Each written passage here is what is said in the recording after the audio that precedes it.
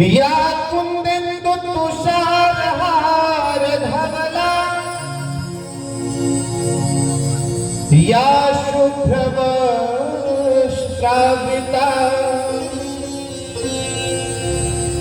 या वीणा वरदंड मंडितकरा या श्वेत पद्मासना या ब्रह्माच्युत शंकर प्रभृतिभिः देवै सदा वंदिता सा मां पातु सरस्वती भगवती निःशेष जाड्यापना।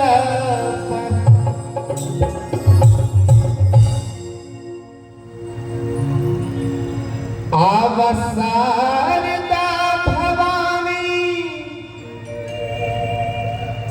इसी नवरात्र जो बीता इसमें मैंने यह भजन जौनपुर में माँ शारदा के चरणों में अर्पित किया और आज सिख परिवार में इस भजन से इसकी शुरुआत कर रहा हूं।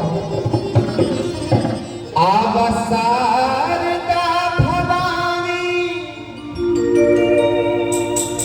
पौआ परी महारानी हे मयरियाई तुना। आवासारदा भवानी पौआ परी महारानी हे मयरियाई तुना। हे मयरियाई तुना।